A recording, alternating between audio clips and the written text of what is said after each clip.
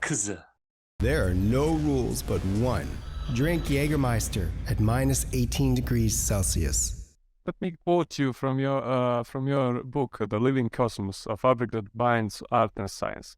In a universe ripe for biology, it is natural to speculate on the existence and nature of biology elsewhere.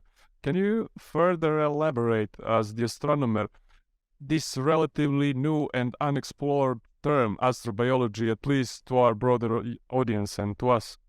Sure. Astrobiology is a very exciting field in astronomy. It's a subfield.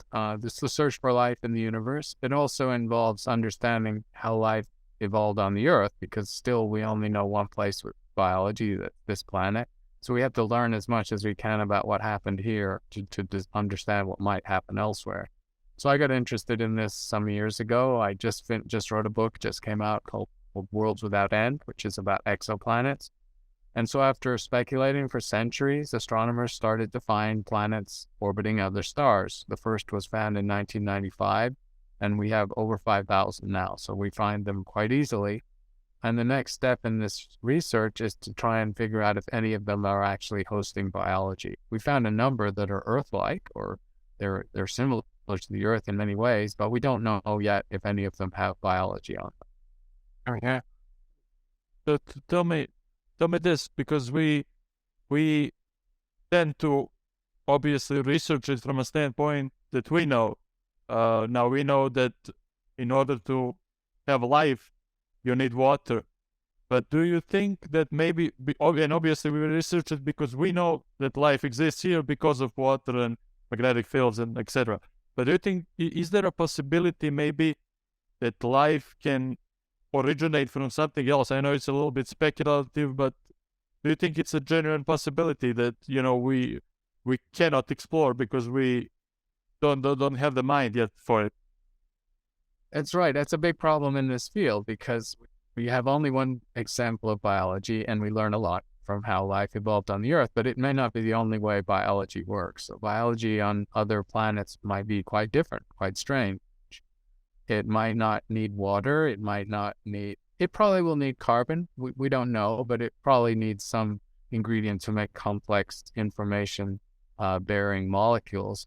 But it could be very different, and especially the nature of the life forms and the creatures that evolve after billions of years, they could be completely different, alien from anything we're familiar with.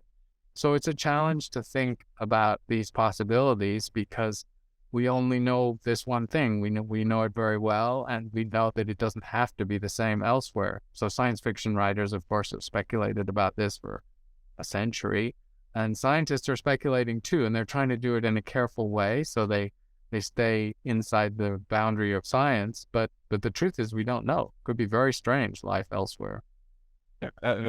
When we had Dr. Matt Rowe for an interview, he said something similar and really thought-provoking when I asked him why we always search for water and carbon-based life forms. And I'll paraphrase, but he said, among other things, that what if our concept of water is not the only form of the liquid water out there? How would that affect the search for extraterrestrial life, actually? Well, I think biologists and chemists are quite clear that if life needs a liquid medium, perhaps, to exist in, it does not have to be water.